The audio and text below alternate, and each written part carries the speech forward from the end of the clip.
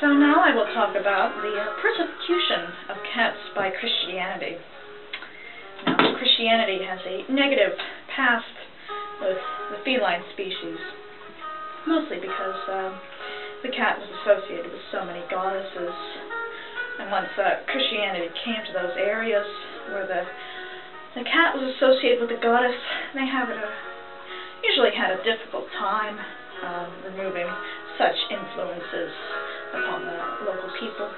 Now, the reason why black cats and cats were so negatively sought after by the church, not only because they are associated with pagan goddesses, but their association with people they believed to be witches, the wise crones.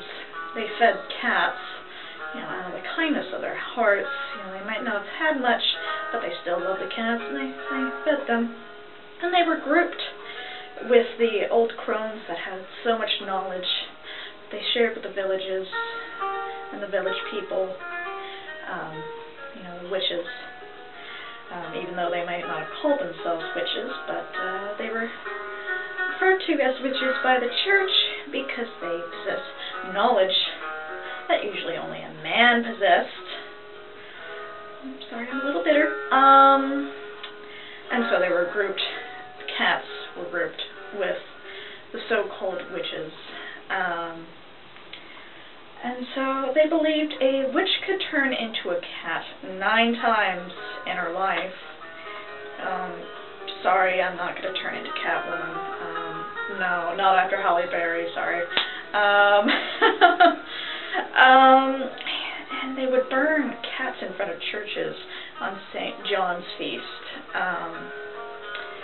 And the reason why so many black cats have white patches of fur is because if the church sought after, a cat or cats, and the black cat had a white patch, they believed that it had some shred of good in it. So they let that cat live and then burn the pure black one, which is obviously absurd. And then there's the whole thing, the bubonic plague. So the plague was spread by fleas that lived on the rats that the cats killed. So with so few cats around because of the church burning them and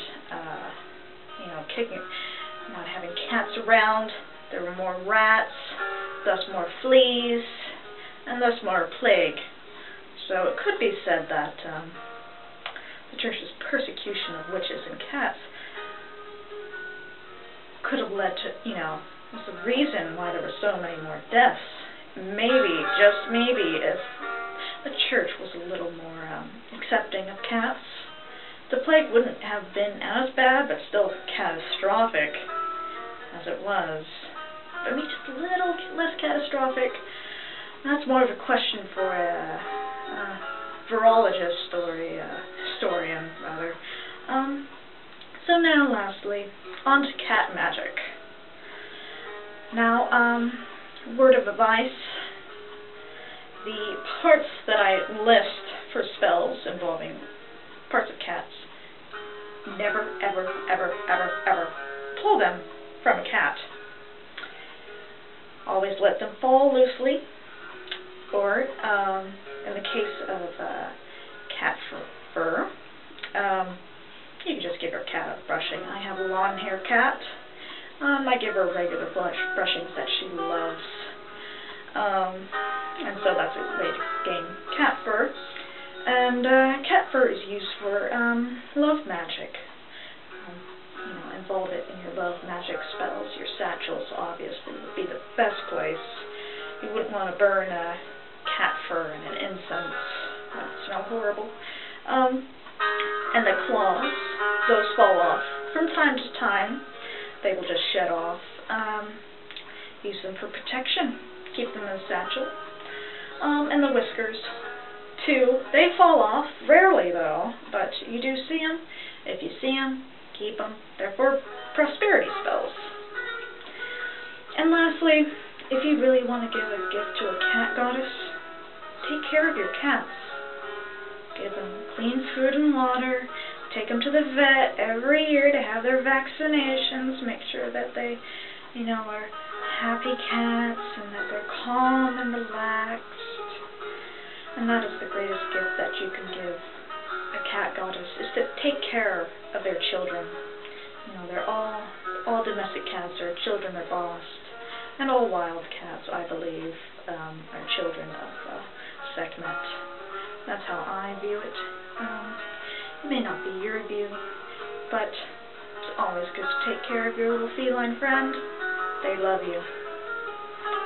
And until next time, may you blessed be.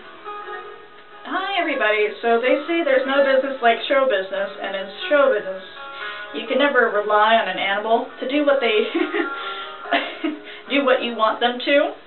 So I plan to have a cat in my lap, and she doesn't want to be in my lap. Oh wait, yes she does. Okay.